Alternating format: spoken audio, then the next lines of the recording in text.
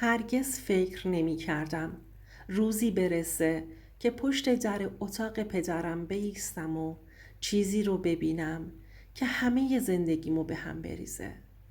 اون لحظه قلبم از جا کنده شد.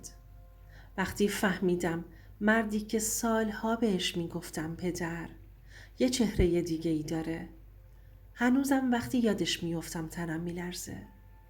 سارا هستم. 24 سالمه. دختر یه خانواده معمولی. همیشه فکر میکردم زندگی ما یه جوری عجیب و ناقصه.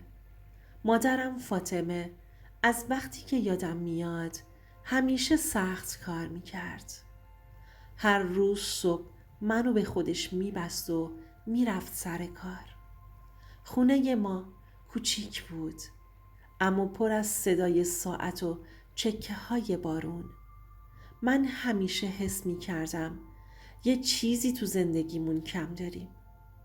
چیزی که هیچ وقت نمیتونستم دقیق اسمی روش بذارم. پدرم محمود بیشتر اوقات نبود.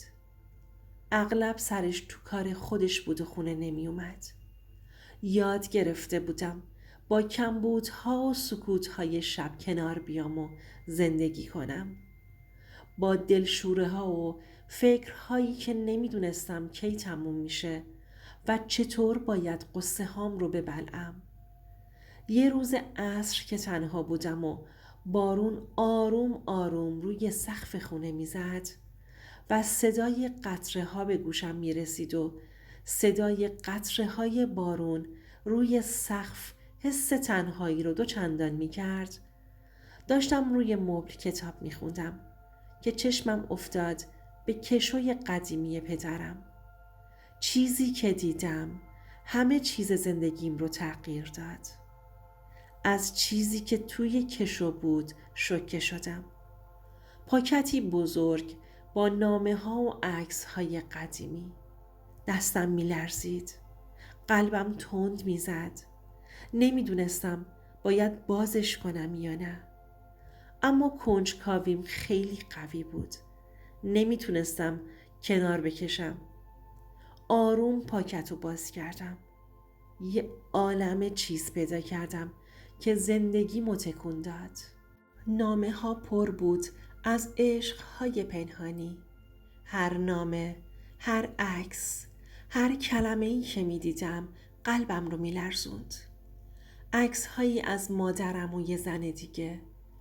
نامه ها و عکس ها نشون می دادن پدرم روزگاری عاشق زنی بود که مادرم نبود و خاطراتی که هیچ کس جز خودش نمیدونست و این راز سالها پنهون مونده بود. اولین نامه‌ای که دیدم دست نوشته ای از مادرم بود. هر عکس، هر نامه، هر کلمه‌ای که میخوندم قلبم یخ میکرد.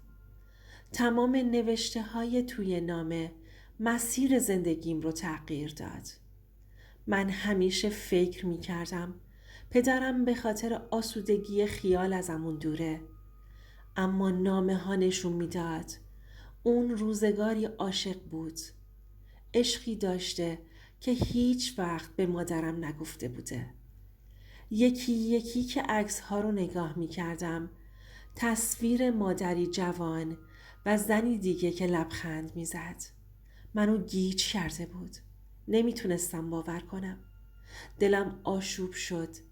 احساس کردم دنیا داره زیر پام میلرزه و خالی میشه. اشک تو چشمام جمع شد. نفسم بند اومده بود و نمیدونستم با این راز چی کار کنم. چند دقیقه طول کشید تا بتونم خودم رو جمع جور کنم. شبها بیخوابی میکشیدم. احساس میکردم زندگیم روی لبه تیغ قرار داره. هر روز که نامه ها رو مرور میکردم جزئیات بیشتری از گذشته پدر و مادرم واقعی تر میشد. عشق های پنهان، خیانت ها، تصمیم های سخت و لحظاتی که هیچ کس جز خودشون نمیدونست. یه روز عصر یه تصمیم میگرفتم تا با مادرم حرف بزنم و ازش همه چی رو سوال کنم. مامان روی صندلی آشپزخونه نشسته بود. دستاشو به هم قفل کرده بود و با نگاه خسته‌اش به من نگاه می کرد. نشستم روبروش. گفتم مامان این نامه ها چیه؟ چرا هیچ وقت چیزی به هم نگفتی؟ اون آهی کشید و گفت سارا خیلی چیزا خیلی زود میتونست تو رو از بین ببره. واسه همین نتونستم چیزی بگم دخترم. میترسیدم ناراحتت کنم و باری روی دوشت بشه. گفتم اما چرا الان؟ بعد از این همه سال؟ اون با دستهای لرزونش گفت چون الان وقتشه حقیقت رو بدونی. حقیقت بعضی وقتا تلخه. اما روبرو شدن با اون تو رو قوی میکنه دخترم. روز بعد دوباره کشوی پدرم رو باز کردم و عکس ها رو با دقت نگاه کردم. عکس ها مادرم رو با لبخند نشون میداد. اما کنار اون یه مرد دیگه هم بود.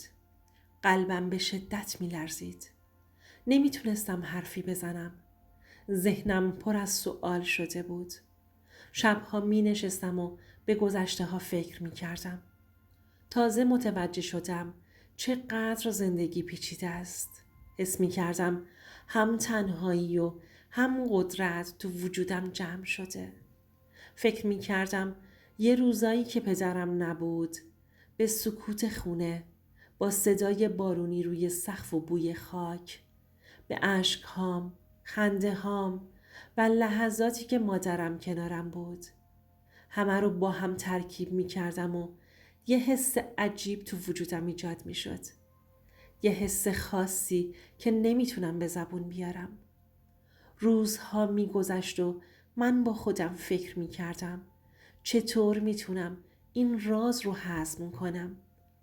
چطور میتونم با این واقعیت کنار بیام؟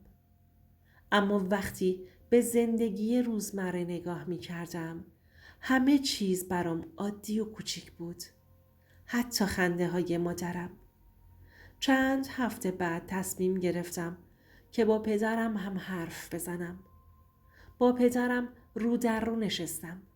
پدرم محمود وقتی نگام می کرد تو چشماش حس تعجب بود. انگار انتظار چنین سوالی رو از من نداشت. گفتم بابا چرا هیچ وقت چیزی به هم نگفتی؟ چرا انقدر ازمون دور بودی؟ اون دستهاش رو روی میز گذاشت و گفت سارا هر کاری کردم برای حفاظت تو بوده. بعضی چیزها خیلی زود برات سخت می شد و من نمیخواستم اینطوری بشه. اما من میدونستم حقیقت خودش روزی برات آشکار میشه حتی اگر دیر باشه. شبها که می نشستم و به گذشته فکر می کردم. نامه ها و عکس ها رو مرور می کردم. فهمیدم که زندگی هیچ وقت کامل نیست. همیشه رازهایی هست. همیشه دروغهایی هست که برای محافظت گفته میشه. و همیشه انتخابهایی هست که میتونه قلب انسان رو بشکنه یا بسازه. هر بار اشکم سرازیر می شد. قلبم می لرزید. اما حس می کردم دارم بزرگ می شم.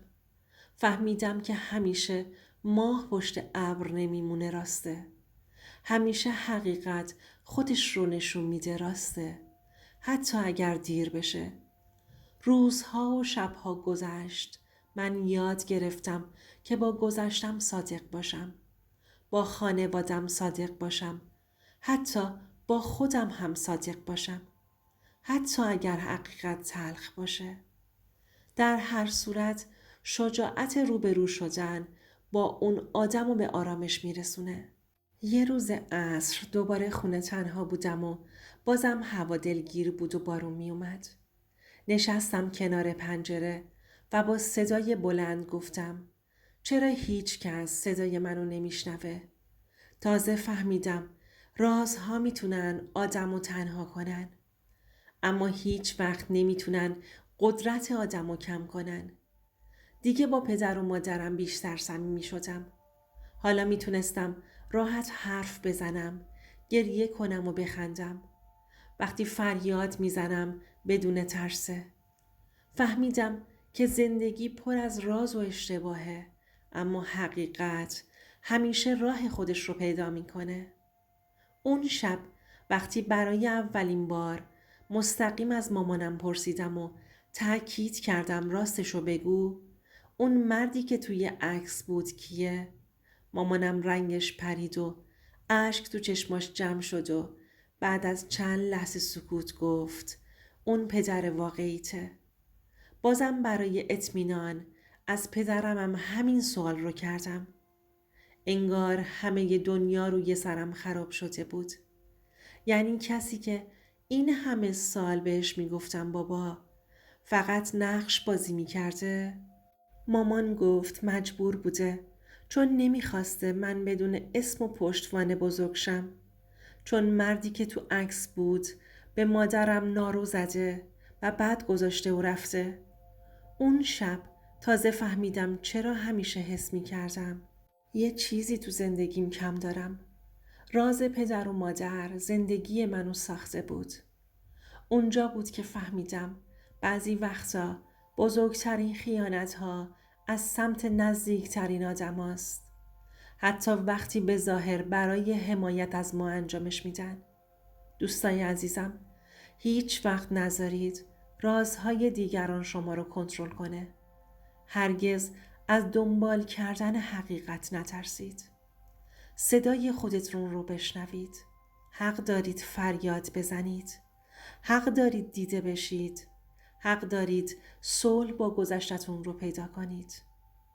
اگر این داستان باعث شد کمی با خودتون و زندگیتون صادق تر بشید، حتما کانالم رو سابسکرایب کنید تا صدای کسانی که فریادشون شنیده نشده همیشه شنیده بشه.